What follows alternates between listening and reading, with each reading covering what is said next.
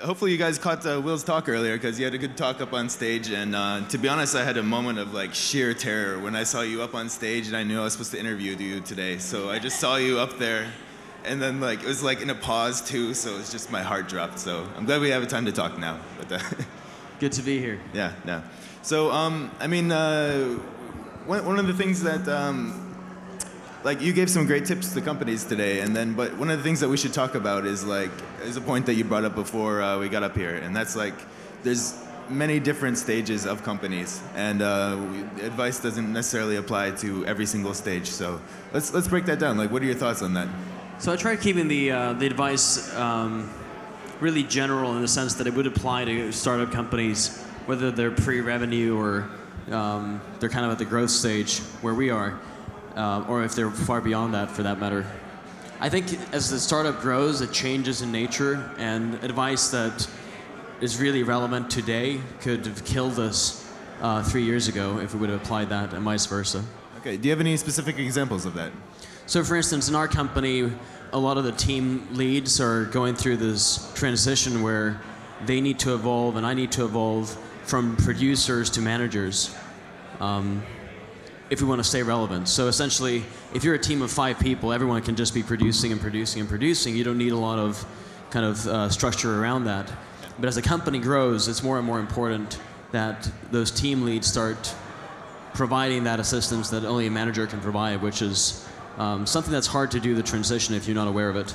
Yeah.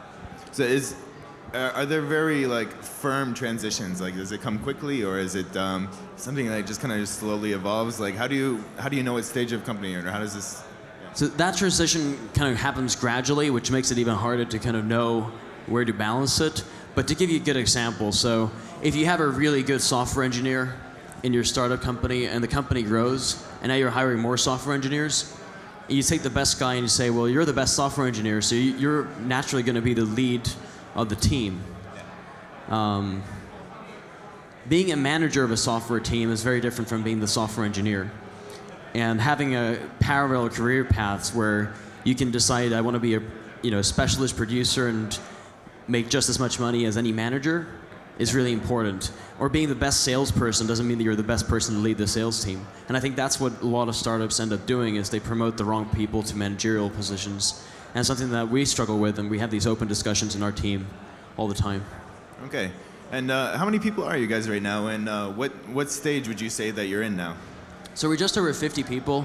I'd say that we're in the stage of trying to mature the company from very entrepreneurial, just kind of people getting together and doing things, to more of a systematic, where there's processes in place that help in strengthening what we're doing. So I don't think we could really scale the company to 500 people today, but we're trying to get the processes in place where we can do that. Okay. But on this topic of scaling a company up and trying to put people in the right positions, like what are your, like if you're not going to be putting your best salesman as like the head salesperson or something, like how do you grow up the company correctly then? Like do you hire from outside, or what's your strategy now? Our HR strategy is really clear. We absolutely want to promote people from the inside up. So when we have the chance to, we're just looking for people to grow from the inside up. And some people want to be managers, and they don't want to do as much, kind of nitty-gritty details. They like the managerial tasks, and they're very good at it. Other people aren't, and they don't like it. So we have open, really transparent conversations within our company every week where we say, where are we right now? Are we all doing the right things? And promoting from the inside requires, as a company grows fast, it requires training. So, for instance, in January, we're bringing all of our team leads to Harvard Business School to get training and education from Professor Groysby there in talent management. On Saturday, we're doing a negotiation workshop at Deal Dash. 2 weeks from now, we're doing another workshop on Saturday. So we're all on this very fast track on learning and growing if we want to stay relevant as the company grows. Okay, interesting. And where exactly is your company based now? Because like you're obviously from Helsinki or from this area, and then but you also have a big presence in the States. So I've heard New York before. I've heard California as well. Like, so where exactly is Deal Dash these days? So Deal Dash is based in Helsinki. That's where our headquarters is, and that's where the company's domiciled in. That's where most of our people are. in the U.S., we have most of our team in New York and Minneapolis, but we also have people working remotely from Texas, Austin, Texas, and Atlanta, Georgia. Okay, those are some like pretty random cities from a Finland perspective. I mean, like the only two cities on most Finns' minds seems to be either New York or California or like San Francisco, not real America, right? So why are you in the Twin Cities like Minneapolis and Austin and these places then? So we're in Minneapolis for two reasons. We found a really phenomenal engineer, and he didn't want to move. And at the same time, we did a deal with Best Buy and their headquarters there. Yeah. So it just made sense then, we'll move over there. And the weather is kind of the same as in Finland, so. Trees and lakes, yeah. Yeah. We could have gone to like Florida, and a lot of people are like, what's wrong with you? Like, you had a choice to go somewhere warm and sunny, and you picked Minneapolis. But there's a strong retail talent pool. So Target is headquartered there, Best Buy is headquartered there. And so we're trying to build up the management team on the retail side of the business, which is, there's so much potential to do things there. And I think we need to hire from the outside for those positions. Okay. And so where exactly are your customers then? Like, are they concentrated in certain areas of the States, or I assume they're all in the States then? All of our customers in the U.S., they live in C and D counties, so they live in suburbs and rural America. And they live in a slightly higher household income, so $65,000 a year. And it's usually a kind of a middle-aged woman who's the head of the household, and she kind of is responsible for making buying decisions. Okay. So, we'd love to say we picked that consumer because that's the most attractive consumer demographic you can think of, but it kind of was very accidental. Okay. Now, one thing that has been really interesting about like talking to you over the years is just how metrics-driven DealDash is. It seems like you hardly make a decision unless there is a KPI telling you, boom, let's go here right now. So can you kind of describe your metric strategy and how you kind of let data shape your business decisions?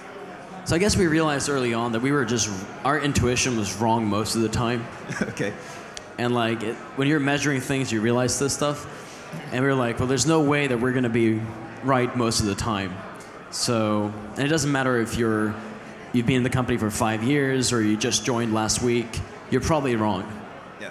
At least I'm wrong in 80% of the time. So we test everything. We give it to a small segment of users. So if we have an idea, we want to change the user experience. Some people get it, while most don't. And if that group comes back more often and they vote with their credit card saying that this experience is superior to the other one, then we launch it for everyone. But if it doesn't do anything, we kill it. And we have some pretty big projects that we're really excited about that we ended up killing, and simply because they don't work. Okay, interesting. And then, like, how do you, like, with this real-time bidding, not real-time bidding, what's the name of this industry you're in? So pay-to-play auctions. Pay-to-play auctions, that's right, yeah.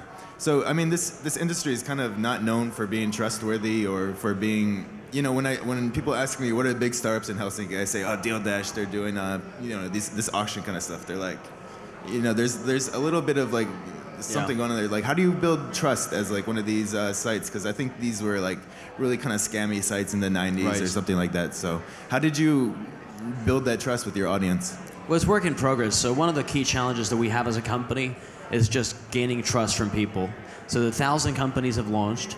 About 700 of them have gone out of business.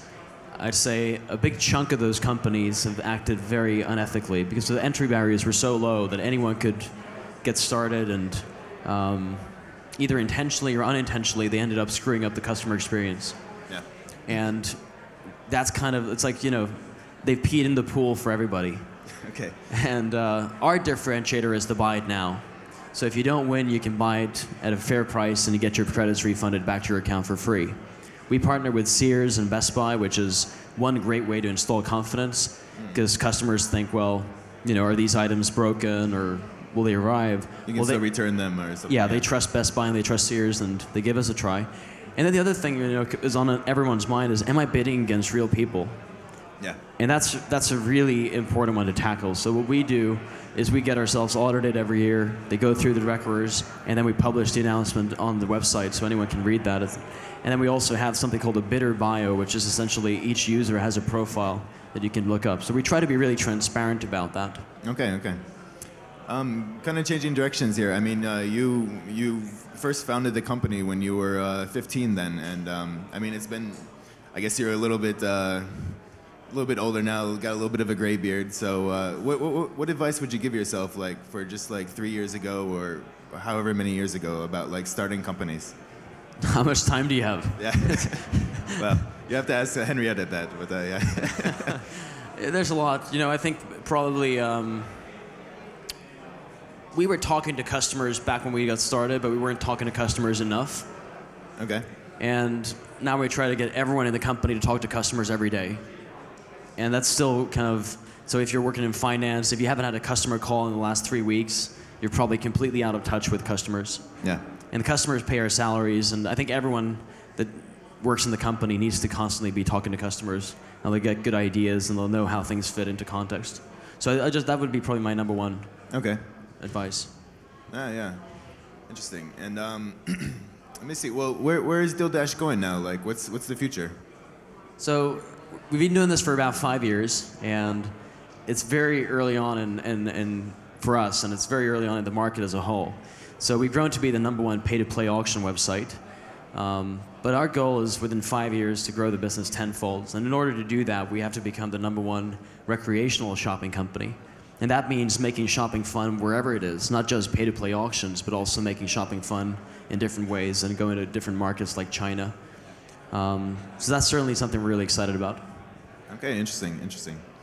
And then, what do you think like, we could be doing better? I mean, you've been traveling a lot with work and so on. Like, what do you think we could be doing better in Finland? Like, to kind of, like, anything that you've taken from around that we should be doing better here, basically? You know, I'd like to see people be willing to make the trade-off between cash comp and equity comp. So when you look at, like, stock options in Finland are generally reviewed as it's an extra bonus if you get them, right? Yeah.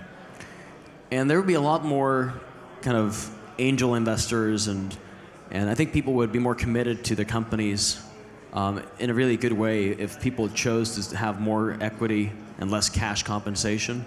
And that's just a culture we don't have in Finland. So I think that would be really helpful to bring over from the US to Finland. Okay. Interesting. So do you, are your employees here in Finland, are they like, do you have a US entity then, or is it a Finnish entity, or how does that? So it's very simple. We have a Finnish parent company, and everyone in Finland works for that, and it develops and owns all the intellectual property rights, all the patents. And then we have a US subsidiary that just licenses all this stuff from the Finnish company. Okay, interesting. Okay, and what do you think like we could be doing in Finland though to promote more entrepreneurship for like the younger like people? Because not too many people start companies when they're 15, but I think it should be, you know, at least a mindset that yes, I can do this. So like, what could we be doing better to like reach out to more young people? I think events like this is pretty awesome. So yeah, more of this. Okay, we'll do one tomorrow then. Yeah. Yeah. Oh, good deal. Let me see. Anything else we should talk about up here? No, I think that concludes it. Kind of concludes it. That's it. There we go. Henrietta's calling time anyways.